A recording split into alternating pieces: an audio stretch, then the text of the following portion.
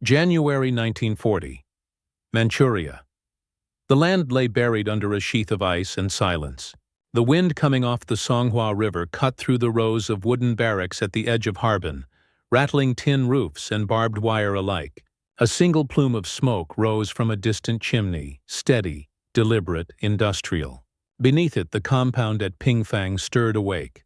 Guards trudged through snow, rifles slung over shoulders. Inside the walls, light flickered through frosted windows, revealing tiled corridors, the glint of surgical instruments, and the smell of disinfectant that could not mask something far darker.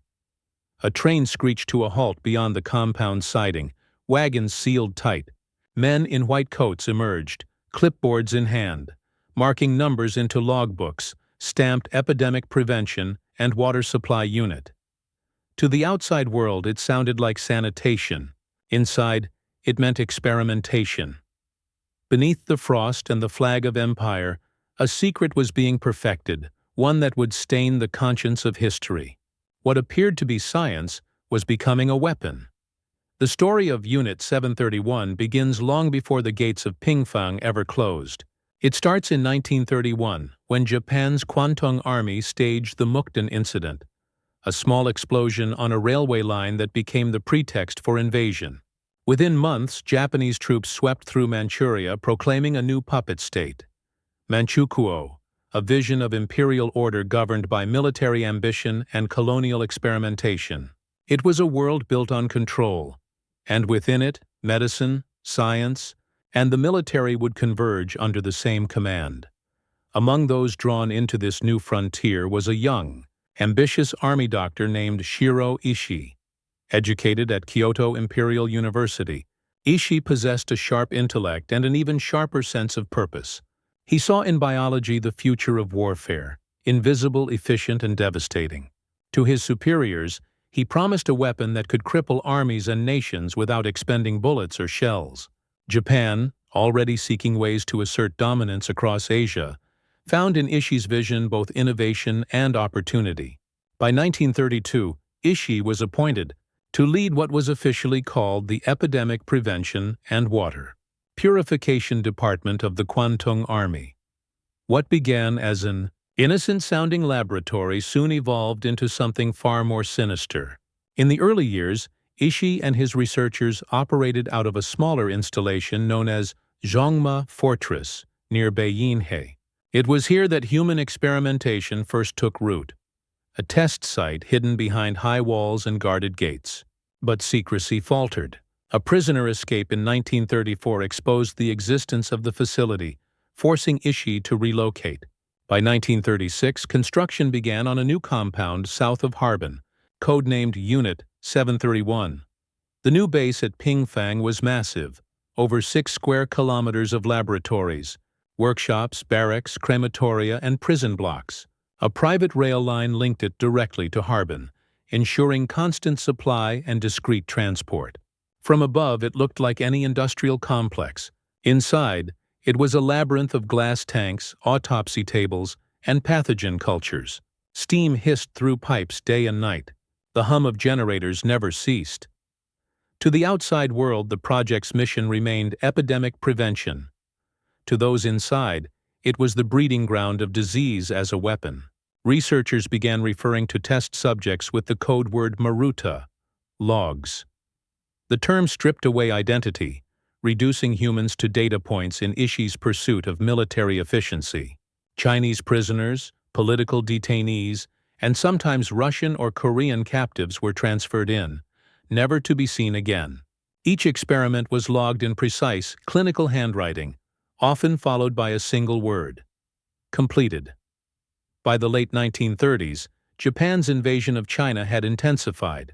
The Marco Polo Bridge incident of 1937 had opened full-scale war, and as Japanese forces swept southward, Unit 731's activities expanded in parallel.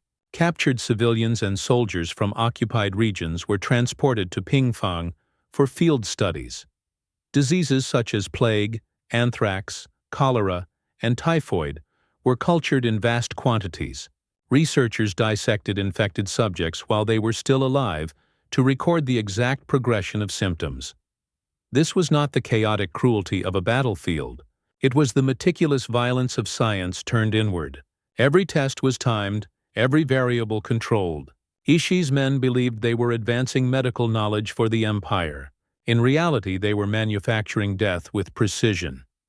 The complex operated like a small city. Housing for officers and families stood only a few hundred meters from the prison cells. A theater showed films on weekends. Children played on streets paved with snow, unaware of what was happening behind the high brick walls. To outsiders, Pingfang was simply another military research base. To those who knew, it was the empire's darkest secret. The winter of 1939 brought new expansion orders. More barracks, more laboratories, more furnaces. Ishii's network grew across northern China, establishing satellite facilities, each specializing in aspects of biological warfare. Within these walls, the Japanese army's ambition merged with the machinery of experimentation. The line between medicine and murder had vanished. What began as a scientific outpost had become an industry of infection. Inside those gates, Japan's future battlefield was being engineered, pathogen by pathogen. By the early 1940s, Japan's war machine was expanding across the Pacific, but its ambitions in mainland Asia remained central to its strategy. The empire faced the vastness of China, a land too immense to conquer by conventional means. Entire divisions were stretched thin across endless fronts. Roads turned to rivers of mud, and logistics broke under their own weight. It was in this environment that biological warfare appeared to Ishii not just as a weapon, but as a solution, silent, economical, and devastating. Under Ishii's leadership, Unit 731 evolved into a sprawling production network. Laboratories and workshops worked day and night to cultivate the deadliest pathogens known to humanity: plague, cholera, anthrax, typhoid, dysentery. Each was bred, weaponized, and tested. Entire buildings were dedicated to the rearing of plague-infected fleas, carefully nurtured on rats imported by the thousands. They were packed into porcelain bombs, fragile shells designed to shatter mid-air and release death upon the wind. Engineers refined dispersal mechanisms, studying how altitude, humidity, and wind direction affected infection spread. The project's goal was not just precision, it was perfection. The network extended beyond Pingfang. Sister units were established across Manchuria and occupied China. Unit 100 in Changchun focused on livestock diseases to cripple enemy food supplies. Unit 1644 in Nanjing specialized in cholera and plague field testing. Together they formed an invisible front, a lattice of laboratories united by one doctrine: biological conquest. Field trials were conducted in small Chinese villages, often under the guise of sanitation campaigns. Water wells were poisoned, food supplies contaminated, and airborne pathogens released in controlled operations. Death came days later, spreading outward in waves of fever and delirium. Survivors were few. Entire towns vanished without trace or record. The Japanese military justified these acts under the logic of wartime necessity. Disease, they reasoned, had always been part of war. Now it could simply be directed. Ishii argued before his superiors that if Japan could master bacteriological warfare, it could compensate for shortages in steel, oil, and manpower. The Kwantung Army's leadership agreed. Funding flowed. Equipment expanded. The once clandestine operation became a pillar of imperial strategy, though its existence remained hidden from the public. Inside the compound, scientific ambition merged with military discipline. Doctors and microbiologists wore uniforms, saluted superiors, and conducted vivisections under strict chain of command. The culture of the time taught absolute obedience to emperor and empire. Morality was redefined by hierarchy, not conscience. To question orders was to betray both nation and comrades. Many within Unit 731 convinced themselves they were serving a higher cause, that their sacrifices, and those of their subjects, would protect Japan from annihilation. Beyond the laboratory walls, the war itself was changing. Reports from China told of epidemic outbreaks following Japanese operations. Rivers carried cholera downstream. Fleas spread plague through marketplaces and homes. Some outbreaks, once started, proved impossible to contain, killing not only enemy civilians but Japanese soldiers themselves. Yet the research continued. In Ishii's eyes, these accidents were data, valuable measurements in the evolution of biological warfare. Meanwhile, the world beyond remained largely unaware. To the Allies, Japan's atrocities were hidden behind the front lines, shielded by language and secrecy. Even within Japan, few outside military intelligence knew of Pingfang's true purpose. The facility maintained the appearance of a water purification station, with official documents describing its work as preventive medicine. Only those who served within its gates understood the depth of its deception. By 1942, Ishii's authority had become absolute. He was promoted to lieutenant general and enjoyed near-total autonomy within the Kwantung Army. Under his command, Unit 731 reached its operational peak. It could produce 300 kilograms of plague bacteria per month, enough to wipe out entire cities. Researchers tested new delivery systems. Plague bombs dropped from aircraft, contamination of enemy supplies, even infecting clothing and currency. Every success brought new ambition, every outbreak a new opportunity for study. Yet beneath the efficiency, there was fear. The secrecy that protected them also imprisoned them. Many scientists and soldiers inside Pingfang understood that if Japan lost the war, their fates would mirror those of their victims. They continued their work not only out of duty, but out of the dread of exposure. The system had consumed them completely, body, mind, and morality. As 1944 approached, Japan's military situation worsened. Allied advances pressed from the Pacific, and Soviet forces gathered strength in the north. The empire's outer walls were beginning to crack, yet inside Manchuria, Ishii pushed harder. More experiments, more pathogens, more data. He believed the future of Japan's survival might still rest in the power of invisible weapons. Inside Pingfang, the laboratories thrummed with activity. Autoclaves steamed, charts filled with infection curves. Trains brought new logs to replace those who had perished. The war outside was faltering, but here, the machinery of death was reaching its peak. What began as a promise of science had become an abyss of cruelty, and within it, a generation of doctors, soldiers, and victims were trapped. Inside this machine were humans making choices, and lives unmade by them.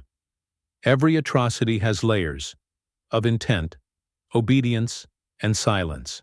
Unit 731 was not a single crime but an ecosystem of roles and rationalizations. To understand its horror, one must see it from every angle: human, moral, technological, and tactical. Each perspective reveals how ordinary people, driven by ideology and structure, built an empire of death disguised as science. The first and most haunting angle is the human one, the victims and the silence that followed them. In the heart of Manchuria, prisoners arrived in trucks, their faces hollow with fear and frostbite. They were farmers, laborers, resistance members, sometimes entire families taken from villages marked as infected zones. None were told where they were going. Inside the compound, names were replaced with numbers, and humanity dissolved into data. Some were given food and blankets for days, until the experiments began. Frostbite studies left arms frozen solid in sub-zero air, then thawed in boiling water to observe tissue decay. Others were infected with plague or anthrax and dissected while still breathing, so researchers could record how organs reacted to disease. There were no cries recorded, only results. And when the results were logged, bodies were burned in the compound's crematorium. The smoke rose quietly, mingling with the morning mist. These victims left no graves, no epitaphs. For decades, their stories survived only in fragments, whispered memories from nearby villagers, recovered medical notes, or testimonies at Soviet and Chinese tribunals. The silence around them was both deliberate and cruel, enforced by war, and later by politics. In those missing voices lies one of the darkest voids in 20th century history. The second angle belongs to the perpetrators, the doctors, guards, and scientists who served inside Unit 731. Many were young, educated, and sworn to the ideals of the Imperial Army. They called themselves patriots. not killers. Their hands were trained for healing, yet their instruments delivered suffering. They lived in neat barracks, attended lectures, and kept meticulous notes as if working in any university lab. Orders were followed with precision. Ethics were buried under loyalty. Shiro's charisma and authority made questioning impossible. Those who hesitated were reminded that their work was for the emperor. In the hierarchy of wartime Japan, that phrase erased conscience. Over time, the language of the laboratory replaced that of humanity. Prisoners became specimens. Deaths were terminations. In this linguistic disguise, murder became procedure. The men of Unit 731 were not monsters by nature. They were made so by a system that rewarded obedience over empathy. They operated under the illusion of necessity, that their crimes served a greater national good. The machinery of the state made morality optional, and science its accomplice. The third angle exposes the technology. The cold precision of innovation turned lethal. Unit 731 was not a primitive place of cruelty. It was a modern complex with advanced research for its time. Engineers designed porcelain bombs capable of releasing plague-infected fleas over wide areas. Laboratories bred bacteria in steel tanks under tightly controlled conditions. Refrigeration units, autoclaves, and centrifuges kept the machinery of infection alive day and night. Scientists experimented on how to spread pathogens through air, water, and soil, transforming natural diseases into engineered weapons. The irony is that some of this technology emerged from genuine curiosity. Researchers studied transmission vectors and immunity, unknowingly contributing data that would later inform post-war epidemiology. But within the walls of Pingfang, such knowledge was obtained through unspeakable means. Every medical discovery was written in blood. In the pursuit of progress, they destroyed the very humanity that science was meant to serve. When combined, these angles form a chilling mosaic, not of chaos, but of order. The victims endured in silence, the perpetrators rationalized through duty, and the technology advanced under the banner of progress. This convergence created a machine that functioned without emotion, where horror was simply a process. Yet even in that darkness, small fractures appeared. Some doctors confessed years later, haunted by dreams and guilt they could not silence. A few attempted to destroy evidence, to distance themselves from what they had done. But the truth, once set in motion, leaves traces that time cannot erase. Unit 731 was not only a facility, it was a mirror reflecting the extremes of obedience, ambition, and denial. It showed how science, when detached from morality, can become a weapon more devastating than any bomb. Inside those walls, the machinery of infection hummed with purpose. Outside, the Empire was preparing to test these creations on the world beyond the fence, the battlefield itself. The transition from laboratory to warfront was about to begin, and with it, the true scale of Unit 731's ambition. Beyond the laboratories of Pingfang, the reach of Unit 731 extended into the fields, the skies, and the command tents of the Japanese army. Here, the war against humanity unfolded not in silence, but in deliberate calculation. The fourth angle reveals the tactical vision behind biological warfare, a cold, strategic attempt to weaponize nature itself. Japan's generals, locked in grinding campaigns against Chinese forces, saw disease as a tool to break stalemates. Villages became test sites. Wells were contaminated with cholera and typhoid. Rivers were seeded with bacteria to choke supply lines.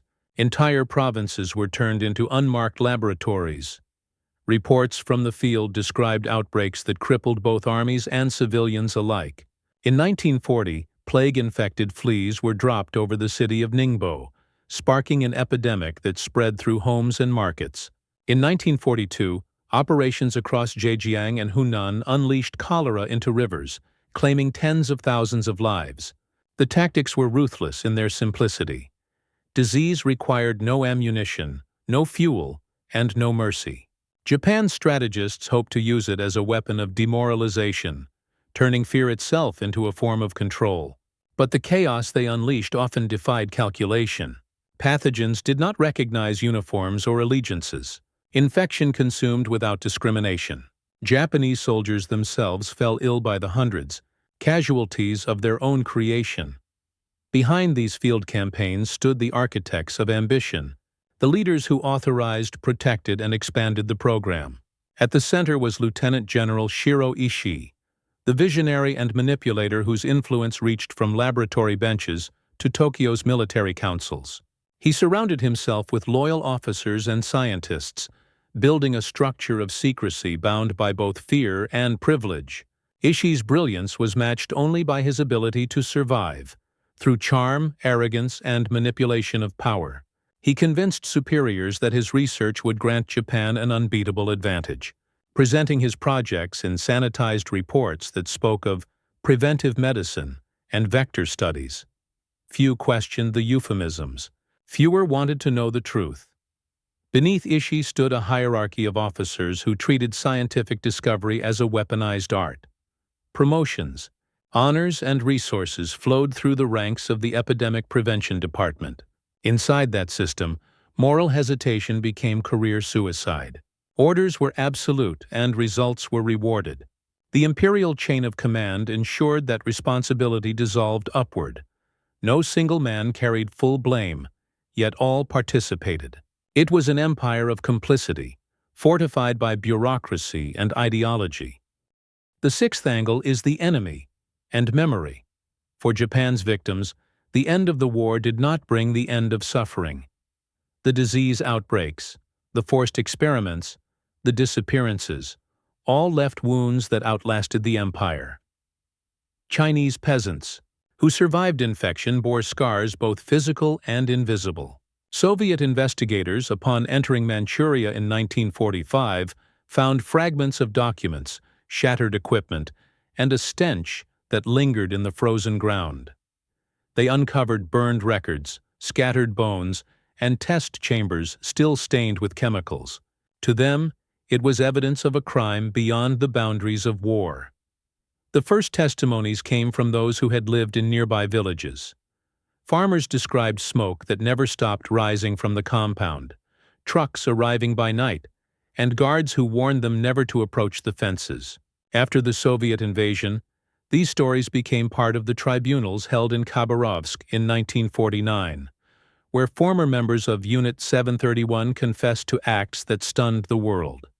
They spoke of plague bombs, frostbite chambers, vivisections without anesthesia, and of orders that came from the highest levels of command. The confessions were so grotesque that many in the West dismissed them as propaganda. But decades later, declassified documents, survivor accounts, and physical evidence confirmed their veracity. In Japan, however, silence prevailed. The government suppressed details and textbooks omitted the name Unit 731 for generations. Those who tried to speak met resistance. The survivors' voices, Chinese, Korean, Russian, echoed across borders, while Japan's own narrative buried them under euphemism and shame. The war had ended, but the battle for memory had only begun. Each of these angles, tactical, leadership, and memory, reveals a structure of denial built upon the ruins of science. The tactics showed how easily war can make logic of horror. The leaders proved how intellect without ethics can create monsters in uniform. And the victim's memory, kept alive in foreign soil, stands as the final resistance, the refusal to forget. By 1945, the tide of war had turned. Japan was losing ground on every front. The empire that once seemed unstoppable was collapsing under its own weight. And deep in Manchuria, the men of Unit 731 faced the inevitable. The empire's fall would expose everything they had done. When the Soviet armies advanced across the plains of northern China, the walls of Pingfang trembled. For the first time, fear shifted sides. The secret that had lived in smoke and silence was about to meet the open air of history. By 1942, Japan's war had entered a stage of desperation, masked by ambition. Victories in China and Southeast Asia were offset by heavy losses across the Pacific. Yet within the guarded fences of Pingfang, The researchers of Unit 731 remained convinced they were on the verge of something monumental, a weapon that could change the course of history. The laboratories thrummed with activity, producing pathogens on an industrial scale. Reports flowed upward through the military hierarchy describing controlled field results, coded phrases that concealed mass suffering. The experiment was expanding, and the empire demanded data. Across occupied China, the results of these field tests began to manifest. In the summer of 1942, plague bombs were dropped from aircraft over several villages in Zhejiang province. Fleas rained from the sky, clinging to clothing, crawling into cracks and crevices. Within days, fever spread through the population like wildfire.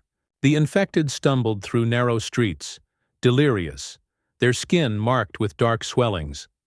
Families sealed themselves in their homes as corpses piled up outside. The Japanese army, recording from a distance, noted the excellent propagation rate. What they did not record were the cries, the smell, or the silence that followed when whole communities vanished from the map. Inside the Unit 731 compound, the data arrived as numbers and graphs. Mortality rates, transmission curves, environmental factors. Each entry was marked as progress. Shirō demanded faster production and wider trials. Engineers refined the ceramic bomb casings, ensuring the fleas would survive their descent. Pilots trained to release them at low altitude for maximum dispersion. The methods became more precise, the consequences more devastating. The disease no longer belonged to nature. It was now a weapon guided by calculation. In 1943, Ishii presented his findings to senior officers in Tokyo. His tone was confident, his demeanor clinical. He spoke of strategic bacteriological capability, a weapon that could decimate cities without expending artillery or fuel. His proposals included large-scale attacks on the Soviet Far East and potential strikes against American bases in the Pacific. Yet even as his superiors listened, unease lingered. The very weapon that promised power also threatened uncontrollable spread. If unleashed on a global scale, it could consume friend and foe alike.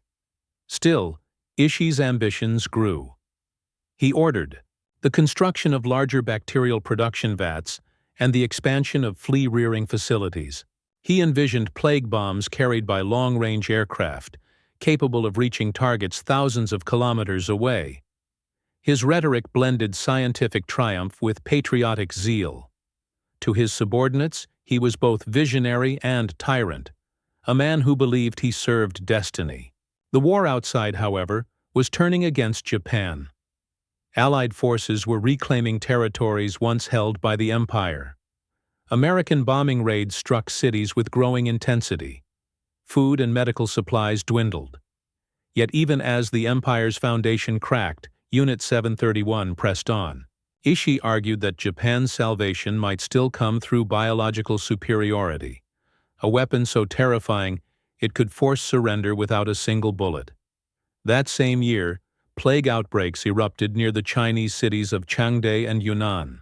Villages were quarantined by force. Rivers carried disease downstream, infecting thousands more. Farmers abandoned their fields, soldiers fell sick in their camps, and hospitals overflowed with the dying. Japanese military reports called the operations unverified field success. The truth, buried under code, was genocide by infection. Inside Pingfang, Ishii's confidence hardened into fanaticism.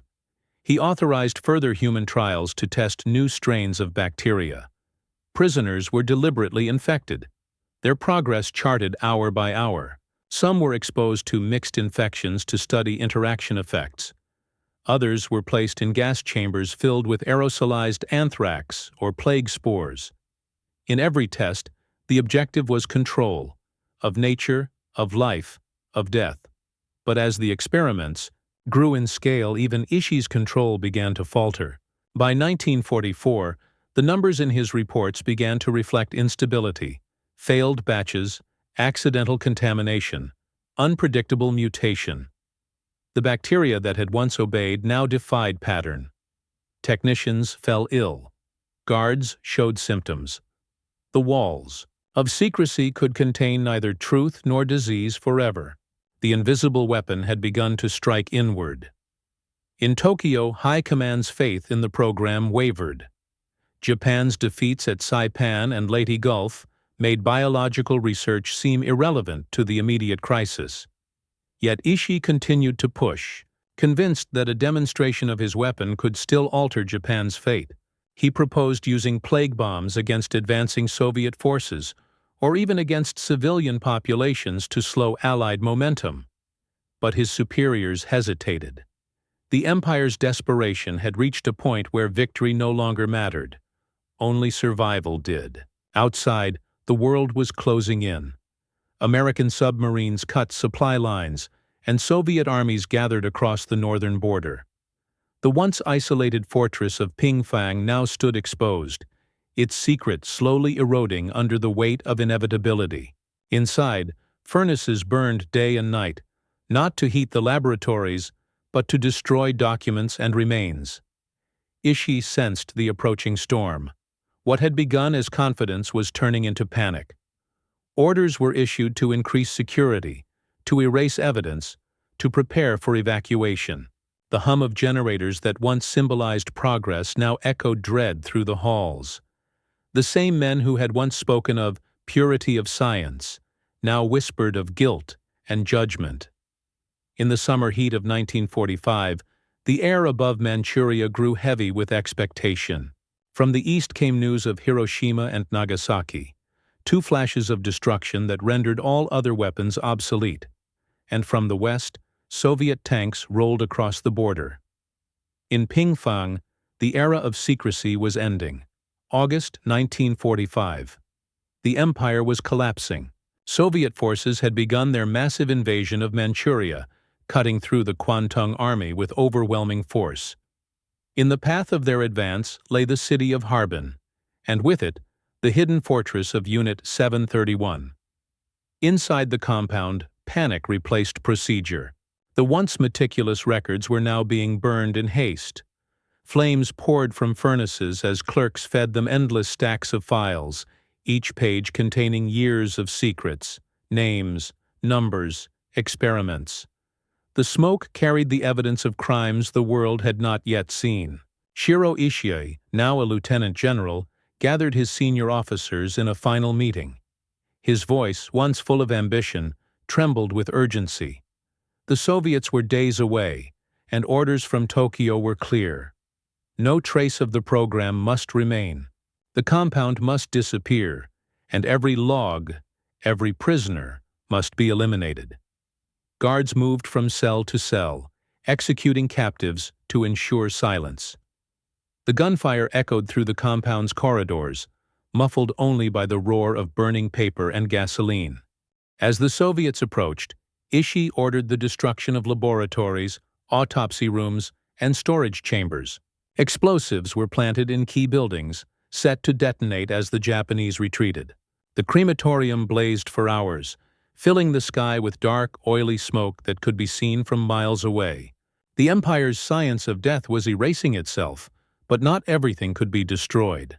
The scale of the compound, the volume of its records, and the human remains embedded in its very foundations made complete erasure impossible. When Soviet troops entered Pingfang days later, they found a landscape of ash and twisted steel.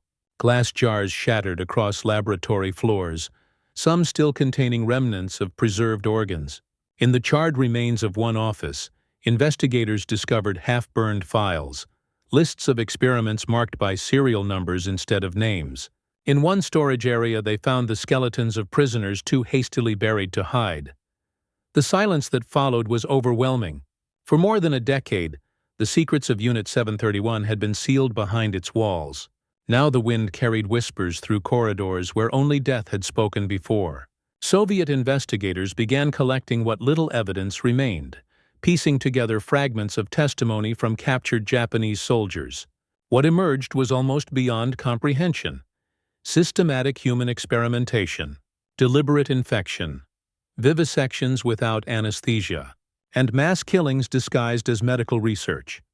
As the investigation expanded, Ishii and many of his senior staff fled. Some disguised themselves as ordinary soldiers, others as refugees. Ishii himself vanished into Japan, carrying with him documents and samples from his research. He avoided capture by the Soviets and soon re-emerged under the protection of a new and powerful ally, the United States. In the chaos of Japan's surrender, American intelligence officers learned of Ishii's work. They were horrified but also intrigued. Biological warfare was a field that the United States itself had only begun to explore. As Cold War tensions rose, knowledge became a weapon as valuable as any missile. The U.S. saw in Ishii not just a war criminal, but a potential asset. Under a secret deal, Ishii and his key researchers were granted immunity from prosecution in exchange for sharing their research data. The reports, describing infections, human trials, and the limits of disease were transferred to American hands. While the world judged Nazi doctors at Nuremberg, the men of Unit 731 walked free.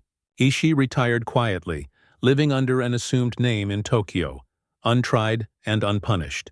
Some of his subordinates found positions in Japan's post-war medical institutions and universities. Others worked in the government, helping rebuild the very systems they had once corrupted. Their victims remained unacknowledged, their crimes officially denied. Meanwhile, in the Soviet Union, captured Unit 731 officers faced a different fate. The Khabarovsk war crimes trials of 1949 exposed much of what the Americans had chosen to conceal. Soviet prosecutors presented testimony and evidence of biological weapons research, experiments on living humans, and field operations across China. The accused confessed, describing the structure, purpose, and leadership of Unit 731 in chilling detail. They recounted Ishii's orders, his experiments, and his unyielding obsession with bacteriological warfare. Yet even these revelations were dismissed by much of the Western world as propaganda. The Cold War's fog of suspicion buried the truth beneath politics. For decades, the story of Unit 731 remained confined to whispers, known to a few historians, denied by many, and silenced by governments unwilling to confront their own complicity. For the survivors of Manchuria, however, the scars remained visible. Villagers who had lived near Pingfang recalled the strange odors that hung in the air, the sudden epidemics that swept through their homes, the soldiers who forbade them from approaching certain rivers or wells. They remembered the trains that arrived by night and left empty by dawn. When they finally spoke, decades later, their words carried the weight of memory long suppressed. By the time Ishii died in 1959, he had never faced trial. His ashes were buried quietly, his name absent from history books in Japan. But beyond the empire's borders, in China, Korea, and the former Soviet territories, the truth refused to die. The fall of Pingfang was not just the end of a facility, it was the collapse of a secret that had fed on human lives for over a decade. The walls that once held silence had cracked open, releasing evidence that would haunt nations for generations. What emerged from the ashes of Unit 731 was not only a record of atrocity, but a question: how a society could allow intellect and obedience to merge into such monstrous purpose. The flames that consumed the compound did not erase its legacy, they only illuminated it. From those embers began the slow reckoning, one that would take years of denial, trials, testimonies, and memory to begin. The aftermath would not be measured in battles or borders, but in remembrance. The flames that devoured Pingfang's walls did not erase its shadow. As the last embers cooled under the Manchurian sky, the world began its uneasy awakening to what had been hidden there. The ruins of Unit 731 stood like a wound on frozen ground, silent, scorched, and littered with fragments of glass and bone. For the first time, outsiders stepped through its gates, not as prisoners or soldiers, but as witnesses. Soviet forces, advancing rapidly through Manchuria in August 1945, found the compound still smoldering.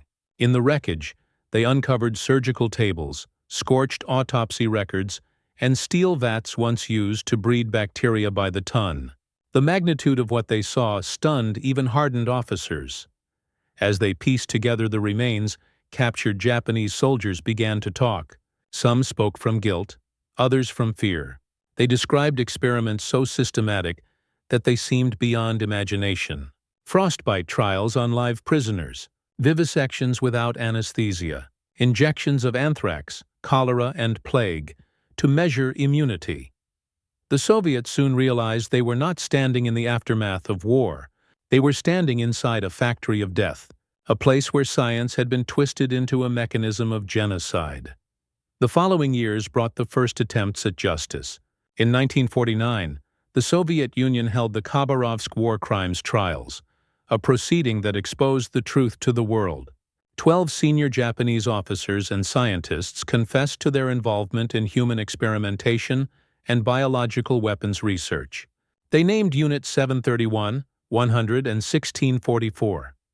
They detailed the use of plague bombs, field tests, and live dissections. Transcripts of the trials recorded confessions that were chilling in their calmness. "We considered them not as humans," one defendant said, "but as material for experimentation." Yet the impact of those revelations was limited. In the early Cold War years, the world was dividing along new lines. The United States, determined to contain Soviet influence, dismissed much of the Khabarovsk evidence as communist propaganda. At the same time, American intelligence officers were quietly collecting Ishishiro's data, not to prosecute him, but to preserve his research. The U.S. military valued his records on plague, anthrax, and cholera as potentially useful for its own biological warfare programs. In exchange for full disclosure, Ishii and many of his subordinates were granted immunity from prosecution. What had been condemned in one courtroom was protected in another. In Japan, silence became policy. Unit 731 vanished from official war histories. Textbooks made no mention of it. The word Pingfang disappeared from public memory, replaced by phrases like Medical Research Division or Epidemic Prevention Corps. The men who once worked there resumed normal lives. Some became professors in Japan's leading universities. Others took positions in hospitals, pharmaceutical companies, or government ministries. Ishii himself lived quietly until his death in 1959, untried, unrepentant, and largely forgotten by his countrymen. But the silence could not conceal the truth forever. Across China, the effects of Unit 731's experiments endured in the bodies of survivors and the graves of villages wiped out by disease. Local farmers remembered years of strange plagues, of livestock dying without cause, of wells that turned deadly overnight. In Harbin, the ruins of Pingfang remained cordoned off for years, guarded first by Soviet troops and later by Chinese officials. Beneath its surface, relics of horror lay entombed in frozen soil. The political world moved on, but history was not finished with Unit 731. In the late 1940s and early 1950s, scattered reports emerged in Western newspapers, rumors of human experiments, of a secret deal protecting Japanese war criminals. They were quickly dismissed, yet each resurfaced with greater clarity. By the 1980s, historians and journalists began to uncover declassified U.S. documents confirming the immunity agreements. The truth was not a rumor. It had been written into official policy. Even as facts came to light, justice remained distant. The Tokyo War Crimes Tribunal had never addressed Japan's biological warfare program in full. The crimes of Unit 731 fell through the cracks of history. Too complex, too politically inconvenient, too tied to post-war alliances. For the victims, there was no courtroom to testify, no verdict to bear witness to their suffering. The physical compound at Pingfang may have been destroyed, but its legacy survived in secrecy, denial, and the uneasy silence of nations. Memory itself became the battleground, fought not with weapons, but with truth and denial. The decades that followed would test whether history could still speak, whether the world would listen to what the ashes of Unit 731 were trying to say. In the decades that followed, the name Unit 731 became a shadow, whispered more often abroad than within Japan itself. For the survivors and the families of the dead, silence was not peace. It was an extension of the crime. They lived with the absence of truth, the absence of apology, and the lingering presence of those who had escaped justice. The story of Pingfang might have vanished into history's margins if not for the persistence of those who refused to forget. In China, the ruins of the compound stood as mute witnesses. The People's Liberation Army secured the site, and in the following decades, Chinese historians began uncovering buried remains, test instruments, and documents charred but legible. In Harbin, local archives slowly pieced together the identities of victims and the structure of Ishii's organization. By the 1980s, the government established the Unit 731 Museum, transforming part of the former compound into a memorial. Inside its halls, glass cases displayed surgical tools, bacterial bombs, and photographs of the facility before its destruction. Visitors walked through reconstructed cells where men and women once awaited their fate. It was a museum not of triumph, but of warning. Beyond China, the search for justice took on new forms. Survivors, families of victims, and human rights activists filed lawsuits in Japanese courts beginning in the 1990s, demanding acknowledgement and compensation. Plaintiffs included elderly Chinese villagers who had lost family members to plague and cholera outbreaks deliberately caused by Unit 731. Their testimonies were harrowing, stories of sudden fevers, rivers turned poisonous, and soldiers who arrived under the pretense of medical aid. Yet even when Japanese courts acknowledged that atrocities had occurred, the rulings stopped short of granting damages or formal state responsibility. The law recognized the suffering, but the nation refused to claim it. The issue of memory became political. Japan's Ministry of Education faced recurring controversy over history textbooks that minimized or omitted Unit 731. Activists protested the erasure, while conservative officials argued for a balanced portrayal of the past. To many survivors across Asia, such balance felt like betrayal. The wounds of biological warfare were not abstract. They had names, faces, and descendants. Each omission reopened them. In contrast, in Russia and China, Unit 731 became a symbol of Japan's wartime cruelty, a reminder of imperial brutality that fed post-war identity. Exhibits, documentaries, and public commemorations ensured that the crimes were never buried again. School children learned of Ishii and Pingfang as part of their national history. In Japan, however, silence persisted for much longer. It was not until the early 2000s that Japanese researchers, journalists, and independent filmmakers began to challenge that silence directly. Their work, often met with censorship and threats, sought to restore humanity to the victims erased from official memory. Meanwhile, historians around the world debated the scale of Unit 731's operations. Exact numbers remain uncertain. Tens of thousands, perhaps more, perished through experiments and field deployments. The records Ishii destroyed will never be fully reconstructed, yet the absence of numbers does not diminish the weight of loss. The victims' names may have been replaced by numbers, but their suffering became testimony against dehumanization itself. Even now, traces of Unit 731's legacy linger in unsettling ways. Some of Ishii's research data indirectly informed post-war biomedical studies in the United States. The ethics codes that govern modern experimentation, the Nuremberg Code, the Declaration of Helsinki, stand partly as reactions to crimes like those committed in Pingfang. In that sense, the victims' suffering reshaped the moral boundaries of modern science, though they never lived to see it. As the 20th century closed, survivors aged and passed away. Their memories, once dismissed, became the last living record of the truth. Documentaries and oral history projects captured their words, their trembling hands holding faded photographs, their quiet insistence that what happened should never be forgotten. One former resident of Harbin said in an interview, "The snow still smells of smoke when the wind changes." It reminds us, the legacy of Unit 731 is not confined to history books or museums. It lingers wherever science meets power without conscience, wherever nations hide cruelty behind the veil of necessity. It endures in the debate over memory, justice, and denial, a struggle not just for the past, but for the meaning of humanity itself. The fire that consumed Pingfang's laboratories did not erase its truth. It only delayed its telling. And when that truth finally emerged, it forced the world to confront an enduring question. How easily can civilization descend into cruelty when obedience replaces conscience? From the ashes of Unit 731, one truth remains unburned: remembrance itself. The story of Unit 731 is not merely a chronicle of war. It is a mirror held up to the darkest corner of human ambition. It reveals how intellect, when stripped of empathy, can become an instrument of horror. The laboratories of Pingfang were not primitive dens of cruelty.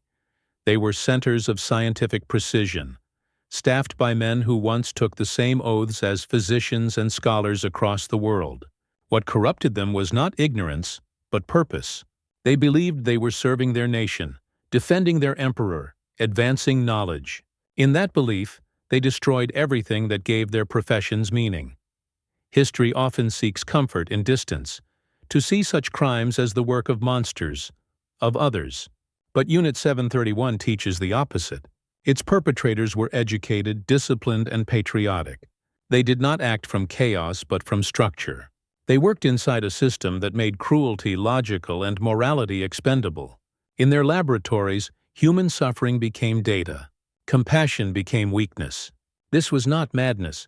It was order without conscience. And that, perhaps, is the most terrifying truth of all. The legacy of Unit 731 reaches beyond the ruins of Manchuria. It shaped the ethics that govern modern science, the principles that now protect research subjects, and the very idea of informed consent. Every time a medical form demands understanding, every time an experiment requires oversight, the shadow of Pingfang lingers behind that safeguard. Its victims, unknown and unburied, became silent architects of humanity's moral awakening. Yet remembrance is fragile. In some textbooks, their names remain missing. In some nations, their suffering remains denied. But memory does not need permission to endure. It lives in the testimonies of survivors, in the museums of Harbin, in the documents once hidden behind government seals. It survives because truth, once unearthed, demands to be spoken. Today, where science advances faster than morality can follow, Unit 731 stands as a warning written in ash and ice. It reminds the world that progress without conscience is destruction disguised as discovery, that even the most brilliant minds can lose their humanity when loyalty replaces ethics. And so, the story ends where it began, in the cold wind over Manchuria, where the chimneys once smoked and the snow turned gray. The laboratories are gone, but the echo remains, a whisper through time. Remember what was done here, and never let it happen again.